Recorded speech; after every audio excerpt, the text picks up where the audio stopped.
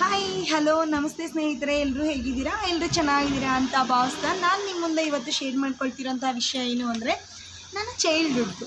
ಏನು ಅಂತಂದರೆ, ನಾವು ಚೈಲ್ಡ್ಹುಡ್ಡಲ್ಲಿದ್ದಾಗ ಸ್ಕೂಲಲ್ಲಿ ಒಂದು 5ನೇ ತರಗತಿಯಿಂದ 10ನೇ ತರಗತಿವರೆಗೂ ಓದಬೇಕಾದ್ರೆ 5ನೇ ಕ್ಲಾಸ್ ಕಂಪ್ಲೀಟ್ ಮಾಡಿರ್ತೀವಿ. 6ನೇ ಕ್ಲಾಸಿಗೆ ಹೋಗಬೇಕಾಗತ್ತೆ.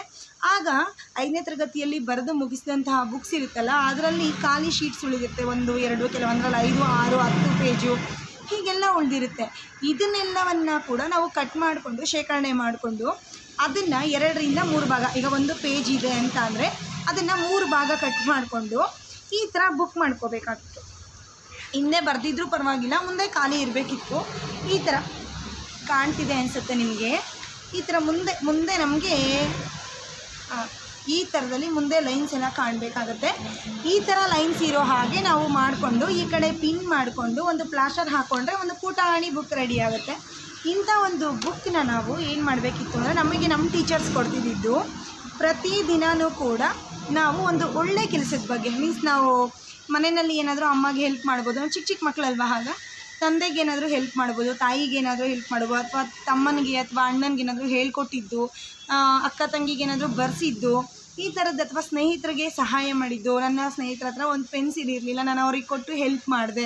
ನನ್ನ ತಾಯಿಗೇನೋ ಪಾತ್ರೆ ತೊಳೆಯೋದ್ರಲ್ಲಿ ಸಹಾಯ ಮಾಡಿದೆ, ತಂದೆಗೇನೋ ಹಸುಗೆ ಹುಲ್ಲು ಹಾಕೋದ್ರಲ್ಲಿ, ಅಥವಾ ತಂದೆ ಏನಾದರೂ ಕೆಲಸ ಮಾಡ್ತಿರ್ಬೇಕಾದ್ರೆ ಅದರಲ್ಲಿ ನಾವು ಹೆಲ್ಪ್ ಮಾಡಿದ್ವಿ. ಈ ಥರ ಪ್ರತಿದಿನ ಕಡ್ಡಾಯವಾಗಿ ನಾವೊಂದು ಬರೀಬೇಕಾಗಿತ್ತು. ಬರೆದಿಲ್ಲ ಅಂದರೆ ಆವತ್ತೂ ಕೂಡ ಪನಿಷ್ಮೆಂಟ್ ಇರ್ತಾಯಿತ್ತು. ಏನು, ರೂಮಿಂದ ಆಚೆ ನಿಂತ್ಕೋಬೇಕಾಗಿತ್ತು. 1 ಅವರ್ 1.5 ಅವರ್ ನಿಂತ್ಕೋಬೇಕಾಗಿತ್ತು, ಅಥವಾ ಡಬ್ಬಲ್ ಹೋಮ್ವರ್ಕ್ ಕೊಡ್ತಿದ್ರು.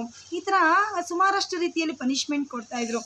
ಆದರೆ ನಮ್ಮ ಪ್ರತಿದಿನವೂ ಕೂಡ ಏನೋ ಒಂದು ಫಸ್ಟ್ ತುಂಬ ಕಷ್ಟ ಆಗ್ತಾಯಿತ್ತು ಬರೆಯೋದಕ್ಕೆ. ಇದೊಂದು ಹೋಮ್ವರ್ಕ್ ಇದೆಯಲ್ಲ ಮರ್ತೋಗ್ಬಿಟ್ಟು ಏನಾದರೂ ಹೆಲ್ಪ್ ಮಾಡಿದ್ದೀವ ಯೋಚನೆ ಮಾಡ್ಕೊಂಡು ಬರ್ಕೊಂಡು ಹೊರಟೋಗ್ತಾ ಇದ್ವಿ. ಇದನ್ನು ಕೊಡ್ತಾ ಇದ್ದಿದ್ದು ಸರ್ ಹೆಸರು ಕೂಡ ನಾನು ಮರ್ತಿಲ್ಲ, NNM ಅಂತ ಕರಿತಾ ಇದ್ದಿದ್ದು, ಮಂಜುನಾಥ್ ಸರ್ ಅಂತ. ಆಗ ಒಂದು ಸ್ವಲ್ಪ ಬರೆಯೋದು ಸ್ವಲ್ಪ ಕಷ್ಟ ಅನ್ನಿಸ್ತಿತ್ತು. ಬರ್ತಾ ಮತ್ತೆ ಇದು ಅಭ್ಯಾಸ ಹೋಗಿ ಹವ್ಯಾಸನೇ ಆಗೋಗ್ತಾ ಇತ್ತು. ತುಂಬ ಖುಷಿ ಆಗ್ತಿತ್ತು ಬರೆಯೋದಕ್ಕೂ ಕೂಡ. ಇವತ್ತು ಅವ್ರೇನು ಹೆಲ್ಪ್ ಮಾಡಿದ್ದಾರೆ, ನಾವೇನು ಹೆಲ್ಪ್ ಮಾಡಬೇಕು ಅನ್ನೋದನ್ನೆಲ್ಲ ನೋಡ್ಕೊಂಡು ಬರಿತಾ ಇದ್ವಿ. ತುಂಬಾ ಖುಷಿ ಆಗ್ತಾಯಿತ್ತು. ಅಷ್ಟು ಹೋಮ್ವರ್ಕ್ಗಳ ಮಧ್ಯೆ ಟ್ಯೂಷನ್ನು ಮಾಡ್ತಿದ್ರು ನಮಗೆ, ತಂದೆ ತಾಯಿಗೆ ಹೆಲ್ಪು ಮಾಡ್ತಿದ್ವಿ. ಎಲ್ಲದ್ರ ಜೊತೆಗೆ ಇಂಥ ಪುಟ್ಟು ಹೋಮ್ವರ್ಕ್ ಕೊಡ್ತಾಯಿದ್ರು. ಇದಲ್ಲದೆ ನಾವು SLC 9th ಬಂದಾಗ ವಾರಕ್ಕೊಂದು ಏನಾದರೂ ಸ್ಟೋರಿ ಬರೆಯೋದಕ್ಕೋ, ಅಥವಾ ಏನಾದರೂ ಒಂದೊಂದು ನಮ್ಮ ಓನ್ ಸ್ವಂತಿಕೆಯಿಂದ ಏನಾದರೂ ಬರೆಯೋದಕ್ಕೆ ಹೇಳ್ತಾಯಿದ್ರು. ಆದರೆ ಈಗ ನೋಡಿ, ಅದು ಒಂದು ಎಕ್ಸಾಂಪಲ್ ತೋರಿಸ್ತೀನಿ ನೋಡಿ. ಇವತ್ತು ನಾನು ನಿಮಗೆ ಬರೆದು ತೋರಿಸ್ತಿದ್ದೀನಿ. ಮುಂಚೆ ಬರೆದಿರೋದಲ್ಲ, ಇದು ಇವಾಗ ಬರೆದಿರೋದು. ನಾನು ದಿನಕ್ಕೊಂದು ಒಳ್ಳೆಯ ಕೆಲಸ.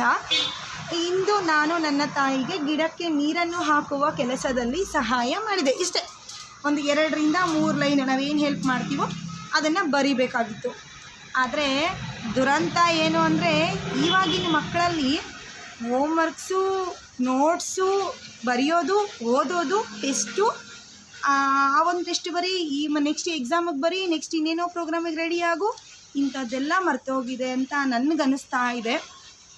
ಇಂಥದ್ದೇನಾದರೂ ಕೊಟ್ಟಾಗ ನಮ್ಮ ಮಕ್ಕಳಲ್ಲಿ ಅಭ್ಯಾಸದ ಜೊತೆಗೆ ಹವ್ಯಾಸ ಆಗಿ ಕೊನೆಗೆ ನಾನೊಂದು ಒಳ್ಳೆ ಕೆಲಸ ಮಾಡಬೇಕು, ದಿನಕ್ಕೊಂದು ಒಳ್ಳೆ ಕೆಲಸ ಮಾಡಬೇಕು, ಅಥವಾ ರೋಡಲ್ಲಿ ಏನೋ ಕಲ್ಲು ಬಿದ್ದಿದೆ ಅಥವಾ ಮುಳ್ಳು ಬಿದ್ದಿದೆ ಅದನ್ನು ಎತ್ತಾಕೋದು ಕೂಡ ಒಂದು ಒಳ್ಳೆಯ ಕೆಲಸ.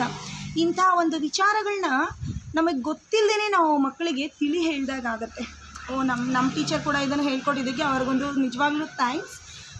ಇವಾಗಿನ ಮಕ್ಕಳಲ್ಲೂ ಕೂಡ ಇಂಥ ಒಂದು ಅಭ್ಯಾಸಗಳು ಬೇಕು ಅಂತ ಅನ್ನಿಸ್ತಾ ಇದೆ. ಈ ಕಾಲಘಟ್ಟದ ಮಕ್ಕಳನ್ನ ನೋಡ್ತಾ ಇದ್ದರೆ ಅದನ್ನು ನಮ್ಮ ಟೀಚರ್ಸ್ಗೂ ತುಂಬ ಹೊರೆ ಆಗ್ತಾ ಇದೆ. ಯಾಕೆ ಅಂತಂದರೆ, ಅವರು ಖುಷಿಯಾಗಿ ಪಾಠ ಮಾಡೋದಕ್ಕೆ ಆಗ್ತಿಲ್ಲ. ಆ ಒಂದು ಟ್ರೈನಿಂಗು, ಈ ಒಂದು ಟ್ರೈನಿಂಗು, ಆ ಕೆಲಸ, ಈ ಕೆಲಸ ಅನ್ನೋದ್ರಲ್ಲೇ ಪಾಪ ಅವರು ಬ್ಯುಸಿ ಆಗ್ತಾ ಇದ್ದಾರೆ. ಅಥವಾ ತಂದೆ ತಾಯಿನೂ ಕೂಡ ಇದನ್ನು ಮಾಡಿಸೋದಕ್ಕೆ ಆಗ್ತಿಲ್ಲ. ತಂದೆ ತಾಯಿಗಿಂತಲೂ ಹೆಚ್ಚಾಗಿ ಇದನ್ನು ಟೀಚರ್ಸ್ ಮಾಡಿದ್ರೆ ಇದು ಉತ್ತಮ ಅಂತ ಅನಿಸುತ್ತೆ ನಮಗೆ. ಏನೋ ಒಂದು ಈ ಥಾಟ್ ಬಂತು ತಲೆಗೆ, ಈ ವಿಷಯನ ಹೇಳಿದ್ರೆ ಒಳ್ಳೆಯದಾಗುತ್ತೆ. ಯಾರಾದರೂ ಒಂದು ಟೀಚರ್ಸ್ ಯಾರಾದರೂ ಇದ್ದರೆ, ಬೇಸಿಕಲಿ ನಾನು ಕೂಡ ಟೀಚರ್, ನನಗೆ ಅನ್ನಿಸ್ತು ಆ ಒಂದು ವಾತಾವರಣದಲ್ಲಿ ನಾನು ಇರೋದ್ರಿಂದ ನನಗೆ ಅರ್ಥ ಆಯಿತು. ಸದ್ಯಕ್ಕೆ ಸ್ಕೂಲ್ಗೆ ಹೋಗ್ತಿಲ್ಲ.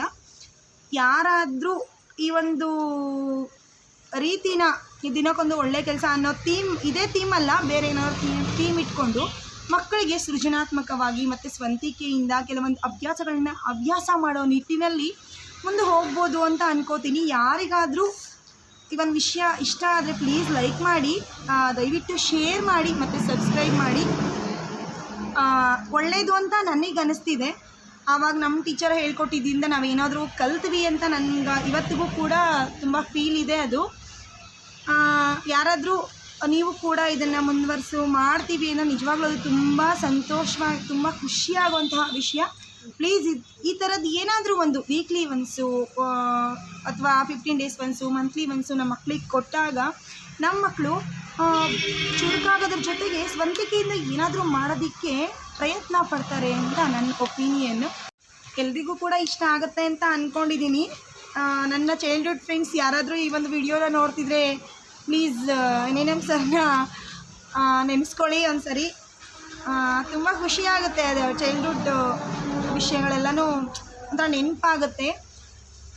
ಇದನ್ನು ಕೂಡ ಯಾರಾದರೂ ಅಳವಡಿಸ್ಕೋಬೋದು ಅಂತ ನನ್ನೊಂದು ನಿಟ್ಟಿನಲ್ಲಿ ನಾನು ನಿಮಗೆ ಈ ಒಂದು ವಿಷಯವನ್ನು ಇವತ್ತು ತಿಳಿಸಿದ್ದೀನಿ. ಇಷ್ಟ ಆಗಿದೆ ಪ್ಲೀಸ್ ಲೈಕ್ ಮಾಡಿ, ಶೇರ್ ಮಾಡಿ, ಸಬ್ಸ್ಕ್ರೈಬ್ ಮಾಡಿ. Thank you.